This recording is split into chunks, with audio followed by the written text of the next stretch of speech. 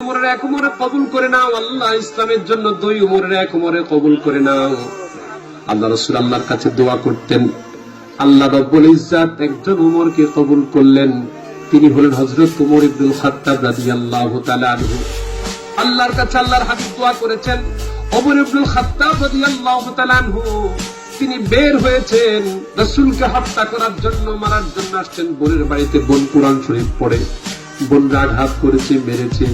সেখান থেকে আবার বোনের প্রতি দয়া মায়া আসছে, তিনি শুনলেন কোরআন তেলাওয়াত শুনে এবার রাসূলের কাছে আসলেন।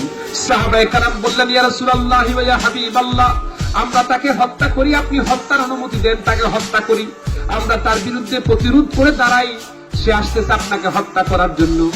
আল্লাহর হাবিবের কাছে আল্লাহ পাক খবর পাঠিয়ে দিলেন, ওগো হাবিব, আপনি 2 উমরের জন্য দোয়া করেছেন, এক উমর যেন আল্লাহ রাস্তায় কবুল হয়।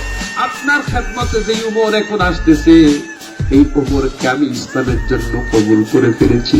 এই উমর আপনাকে হত্যা করতে পারবে না, সে আপনার কাছে হত্যা করার জন্য যাচ্ছে না, সে আপনার কাছে তরবারি ন্যস্ত করার জন্য যাচ্ছে। আল্লাহু আকবার, আল্লাহু আকবার। হযরত ওমর সামনে আসছে, সাহাবায়ে কেরাম ভীত সন্ত্রস্ত।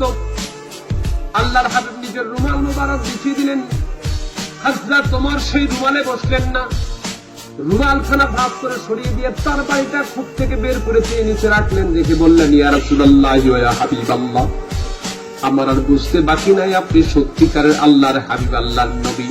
আমি আসছি আপনাকে বিশ্বাস করে, আল্লাহকে বিশ্বাস করে, আপনি আমাকে কালিমার ছায়াতলে নিয়ে নেন।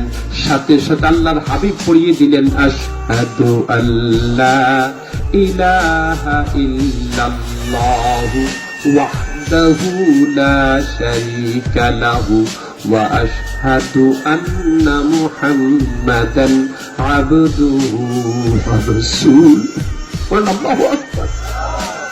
হযরত ওমর ঈমান নিয়েছেন।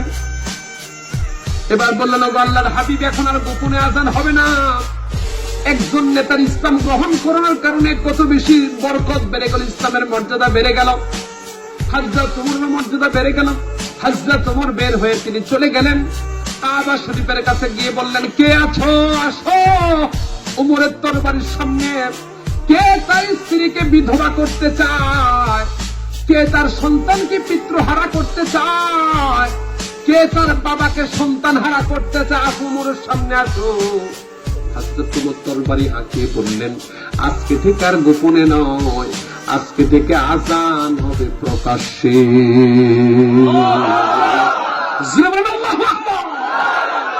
যেই সমাজের নেতারা, যেই সমাজের বড় বড় ব্যক্তিরা আল্লাহওয়ালা হয়ে যায়, নেতারা আল্লাহর ইসলামের ভিতরে, দ্বীনের ভিতরে, রাসূলের সুন্নাতের ভিতরে চলে আসে, সেই সমাজ ঠিক হইতে সময় লাগে না। একটা চিৎকার দিলে, একটা আওয়াজ দিলে সমাজ ঠিক হতে অবশ্যই অবশ্যই বেশি দেরি হয় না, সম্ভব। সত্যি না মিথ্যা? আজকের এই যুবকেরা, এই সমস্ত দায়িত্বশীলরা যদি এক হয়ে যায়, সমাজ কি খারাপ দিকে যাবে না ভালো দিকে যাবে? অনেক কথা বলেছি, অনেক বিরক্ত করে